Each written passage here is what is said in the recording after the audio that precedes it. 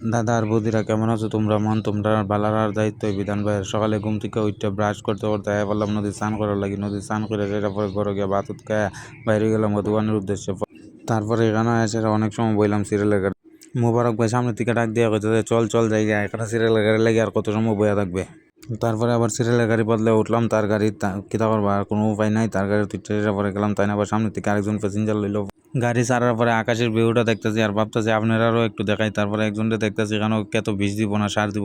তাইনরে দেখতে দেখতে একটু সামনে এদিকে আবার দুইজন মাছিয়ে বসে এখানে বর্ষিবার এটা দেখতে দেখতে বললাম দোকান হওয়ার পরে উম্বর ভাই করতেছে চুলটা কাটতে দিলাম তারপরে আরও কাস্টমার আইলো। তারপরে আইলো আরো দুই ভাইয়ের চুল কাটতে দেওয়ার পরে উনি কইতেছে লালন কইতেছে চুল কাটবো। লালন রে বয়ে কইলাম বউ চুলটা কাটতে দিই। লালন রে চুল কাটতে কাটতে লালনের সাথে সুখ দুঃখের অনেক কথাবার্তা হইলো। লালনে কইতেছে লালনের বাইক কেনার অনেক শখ আছিল। লালনের ঘরে কইছিল কিন্তু তারা পায়ে তারা দিছে না। প্রথম কইছিল দিব, পরে আবার না করে দিছে বুঝি। আর এই সুখ দুঃখের কথা কইতে কইতে আজকে থেকে লালনের চুল কাটা শেষ। আর এর আব্বা এরা এনে বই দিয়ে গেছে চুল কাটার লাগে। আর এতে কয়ে কি কাটিং দেখায়, কইতেছে কাটিং দিব। আর এর চুল কাটার পরে এর ভিডিও করতাম ভুলে গেছি। আর এমনি সাকিব ভাই কইতে ভাই চুলটা কাটতে দেবো ভালো করে সেরা করে ভাই। আর ইফাকে রিয়াজ ভাই কইছে খেলা আছে। তারপরে রাস্তার ভিউ আর বিটা টুবিরে দেখতে দেখতে বললাম বাড়ি। আর আজকে যেহেতু খেলা আছে এই কারণে ব্যাগের ভিতরে জুতা ঢুকায় হাঁটতে হাঁটতে বাদিনার লইয়া বাইরে গেলাম খেলার উদ্দেশ্যে।